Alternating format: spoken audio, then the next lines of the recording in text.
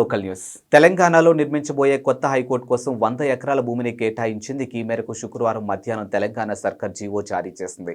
రంగారెడ్డి జిల్లా రాజేందర్ నగర్ మండల ప్రేమావతి పేట్ బుద్వేల్ గ్రామ పరిధిలో ఉన్నటువంటి 100 ఎకరాలను హైకోర్టు ప్రాంగణం కోసం కేటాయిస్తున్నట్లు జీవో నెంబర్ 55లో పేర్కొంది. ఇక కిందటి నెలలో హైకోర్టు ప్రధాన న్యాయమూర్తి అలోక్ ఆరాధే పలువురు హైకోర్టు న్యాయమూర్తులు ఎంసీహెచ్ఆర్డీఓలో ముఖ్యమంత్రి యనమల రేవంత్ రెడ్డిని కలిశారు. ఇక ప్రస్తుతం ఉన్నటువంటి భవనం శిథిలావస్థకు చేరుకోవడంతో కొత్తది నిర్మించాల్సిన అవసరం ఉందని ప్రభుత్వం దృష్టికి తీసుకుని వెళ్లారు. ఈ క్రమంలో కొత్త హైకోర్టు నిర్మాణానికి గ్రీన్ సిగ్నల్ లభించింది. ఇక కొత్త భవన నిర్మాణం జరిగే వరకు హైకోర్టు కార్యకలాపాలు పాత భవనంలోనే జరుగుతాయి. ఆ తర్వాత హెరిటేజ్ భవనంగా పరీక్షించాలని సర్కార్ భావిస్తుంది. ఇక ప్రస్తుతం ఉన్నటువంటి భవనాన్ని సిటీ కోర్టుకు లేదంటే మరేదైనా కోర్టు భవనానికి వాడుకోవాలని సీఎం రేవంత్ రెడ్డి ఇదివరకే చీఫ్ సెక్రటరీ శాంతికుమారిని ఆదేశించారు.